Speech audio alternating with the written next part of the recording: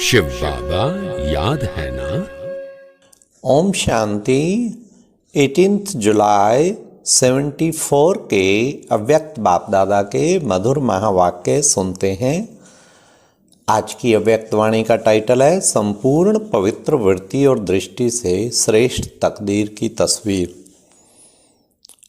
आज की वाणी में बाबा ने तकदीर की तस्वीर की मुख्य विशेषता क्या है, साथ साथ बाबा ने चेक क्या करना है और उसका यंत्र क्या है, चेकिंग का यंत्र बाबा ने आज बताया। और श्रेष्ठ तस्वीर अगर बनाना चाहते हैं उसके लिए 3 शब्द याद रखो। वो कौन से हैं 3 शब्द? तो आओ सुनते हैं। 18 जुलाई 74 की अव्यक्त वाणी संपूर्ण पवित्र और वृत्ति और दृष्टि से श्रेष्ठ तकदीर की तस्वीर। आज विशेष रूप से मधुबन निवासियों के तकदीर की लकीर देख रहे हैं। हर एक श्रीमत के अनुसार व बाप दादा की पालना के अनुसार अपने अपनी तकदीर की लकीर बना रहे हैं। क्या अपनी तस्वीर को सदैव दर्पण में देखते रहते हो? क्या इस तकदीर की लकीर की मुख्य विशेषताओं को जानते हो? स्थूल तस्वीर व चित्र बनाने वाले जानते हैं कि इस चित्र की वैल्यू किन किन विशेषताओं के आधार पर होगी। स्थूल चित्र की मुख्य विशेषता, आकर्षण व वैल्यू उनके फेस के आधार पर ही होती है। कोई भी चित्र को देखेंगे तो सबकी नज़र पहले उसके चेहरे अर्थात फेस पर ही होती है। हर चित्र के नैन चैन देखते हुए ही उन चित्रों की वैल्यू की जाती है। वैसे भी इस तकदीर की तस्वीर की वैल्यू मुख्य किन बातों पर होती है, उसकी मुख्य क्या विशेषताएं हैं? अगर कोई की तकदीर की तस्वीर देखेंगे तो क्या विशेषताएं देखेंगे?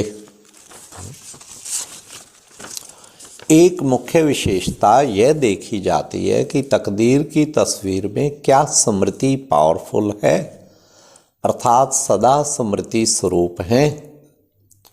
दूसरी बात कि क्या भाई भाई की वृत्ति सदा कायम रहती है। तीसरी, क्या रूहानी अर्थात संपूर्ण पवित्र दृष्टि है। मूल में ये 3 ही बातें हैं, स्मृति, वृत्ति और दृष्टि। इन तीनों विशेषताओं के आधार से ही दिव्य गुणों का श्रृंगार व चमक झलक फलक तस्वीर में दिखाई देती है। अगर ये तीनों ही बातें युक्ति युक्त व श्रेष्ठ हैं और ये यथार्थ है तो ऐसी तकदीर की तस्वीर ऑटोमेटिकली सर्व आत्माओं को अपनी तरफ आकर्षित करती है। जैसे स्थूल नेत्रों के नैन चैन रास्ता चलते हुए आत्मा को भी अपनी तरफ आकर्षित कर देते हैं, ऐसे ही यह तकदीर की तस्वीर भी सर्व आत्माओं को अपनी रूहानी दृष्टि व सदा स्मृति और वृत्ति से अपनी तरफ आकर्षित जरूर करती हैं। जैसे स्थूल चित्र देहधारी बनाने में अर्थात देह अभिमान में लाने के निमित्त बन जाते हैं, ना चाहते हुए भी आकर्षित करते हैं। कच्चे ब्राह्मणों को व देह अभिमानी बनने के पुरुषार्थियों को भी आकर्षित कर देह अभिमानी बना देते हैं। जो ही फिर कंप्लेन करते हैं कि रास्ता चलते चैतन्य चित्र व जड़ चित्र देखते हुए आत्म अभिमानी से देह अभिमानी बन जाते हैं। ऐसे ही जब रूहानी चित्र व तस्वीर आकर्षण में बनावेंगे तो अनेक आत्माएं चलते फिरते भी देह अभिमानी से निकल देही अभिमानी बन जाएंगी। जब स्थूल चित्रों में इतनी आकर्षण है तो क्या आप रूहानी चैतन्य चित्रों में इतनी रूहानी आकर्षण नहीं है? अब यही चेक करना है कि मेरी तस्वीर व चित्र कहाँ तक आकर्षण मूर्त बना है। इस रूहानी चित्र में अगर इन 3 विशेष बातों में से एक की भी कमी है तो यह वैल्यूएबल नहीं गिना जाएगा। जैसे स्थूल चित्रों में भी आँख, नाक व कान आदि कोई भी एक चीज यथार्थ नहीं होती है तो चित्र की वैल्यू कम हो जाती है। चाहे सारा चित्र कितना ही सुंदर हो, लेकिन मुख्य फेस में अगर थोड़ी सी भी कमी रहती है तो चित्र बेकार हो जाता है या फिर उसकी वैल्यू आधी हो जाती है। ऐसी ही यहाँ भी इन 3 विशेषताओं में से एक की भी कमी है तो प्रारब्ध व प्राप्ति के समय में से आधा समय कम हो जाता है। अर्थात 16 कला से 14 कला हो जाने से आधी वैल्यू हो गई ना।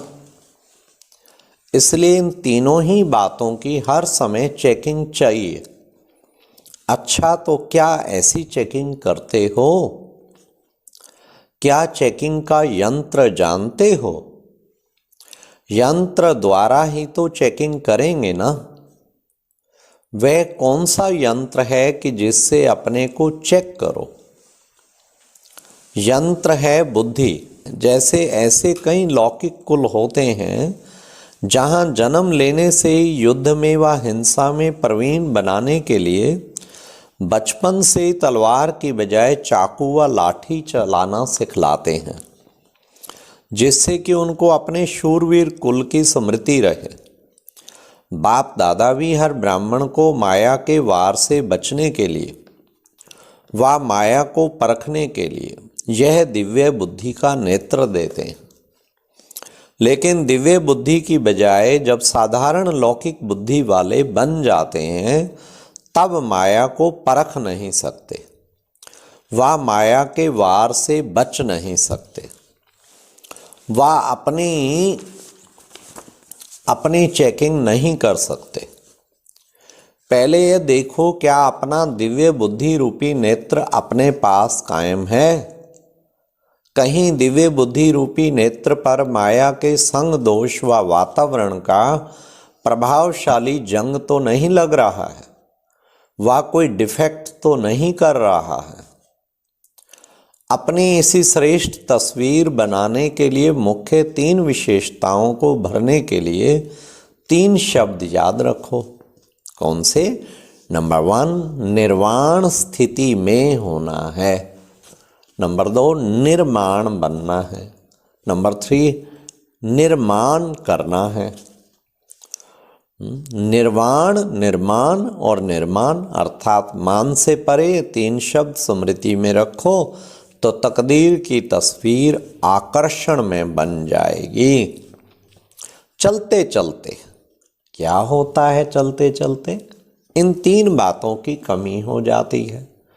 निर्वाण स्थिति में कम रहते, वाणी में सहज और रुचि से आते कभी कभी मौन रखना चाहिए 3 दिन, साइलेंस भट्टी, बिल्कुल। जितनी वाणी से लगन है उतनी वाणी से परे स्थिति में स्थित होने की लगन व रस कम अनुभव करते हैं।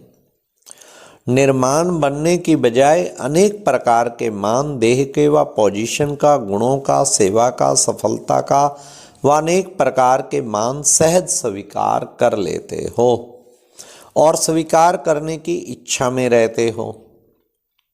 आप मान के जिज्ञासु हो, इसलिए सम्मान का कोर्स अभी तक समाप्त नहीं कर सके हो। जब यह जिज्ञासु रूप समाप्त होता है तभी सम्मान की स्थिति स्वतः और सदा रहती है। मान सम्मान को भुला देता है। ऐसे ही नव निर्माण करने की बजाय या कंस्ट्रक्शन की बजाय डिस्ट्रक्शन कर देते हो। अर्थात नव निर्माण की बजाय कभी कभी कोई की स्थिति को नीचे गिराने के निमित्त बन जाते हो।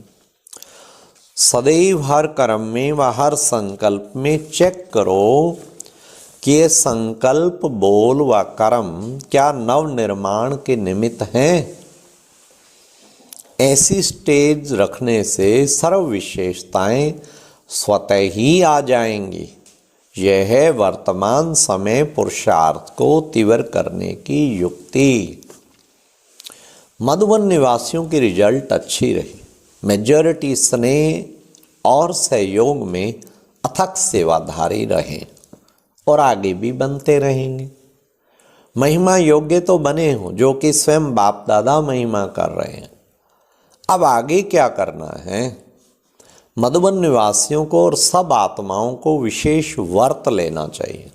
कौन सा व्रत? यही लेना है कि हम सब एक मत, एक ही श्रेष्ठ वृत्ति, एक ही रूहानी दृष्टि और एक रस अवस्था में एक दो के सहयोगी बन, शुभ चिंतक बन, शुभ भावना शुभ कामना रखते हुए और अनेक संस्कार होते हुए भी एक बाप समान सतो प्रधान संस्कार और सौ के भाव में रहने वाला स्वभाव बनाने का किला मजबूत बनावेंगे। यह है व्रत। क्या स्वयं के प्रति व सर्व आत्माओं के प्रति ये व्रत लेने की हिम्मत है? स्वयं के प्रति तो प्रवृत्ति में रहने वाले और वातावरण में रहने वाले भी करते हैं। मधुबन निवासियों में न सिर्फ स्वयं के प्रति, साथ ही संगठन के प्रति भी व्रत लेने की हिम्मत चाहिए। यही मधुबन वरदान भूमि की विशेषता है। समझा? जैसे अभी हिम्मत का प्रत्यक्ष फल दिखाया, ऐसे ही एक दो को सावधान करते हुए और एक दो के सहयोगी बनते हुए इस व्रत को साकार रूप में लाने में सफल हो जाएंगे।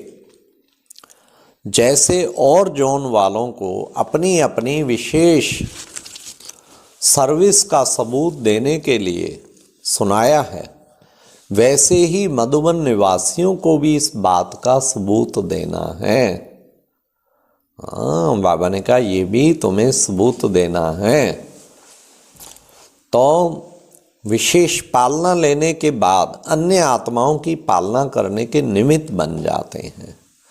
पुराने को आने वाले नए बच्चों की पालना करनी चाहिए, अर्थात अपने शिक्षा स्वरूप द्वारा, स्नेह द्वारा उनको आगे बढ़ाने में सहयोगी बनना है और इस कार्य में दिन रात बिजी रहना चाहिए। यह व्यक्त पार्ट भी विशेष नयों के लिए है और पुराने को तो बाप के समान बन नई आत्माओं की हिम्मत और उल्लास बढ़ाना है। जैसे बाप दादा ने बच्चों को अपने से भी आगे रखते हुए अपने से भी ऊंचा बनाया, ऐसे ही पुरानों का कार्य है नयों को अपने से भी आगे बढ़ाने का सबूत देना और सर्व शिक्षाओं को साकार स्वरूप में दिखाना है। पालना का प्रैक्टिकल रूप रिटर्न रूप में देना है। अच्छा, ओम शांति। ये थे आज के बाप दादा के महावाक्य। सदा 3 शब्द निर्माण, निर्वाण और निर्माण करना। ओम शांति। और अब यह एक बहुत अच्छी वीडियो भी जरूर देखें।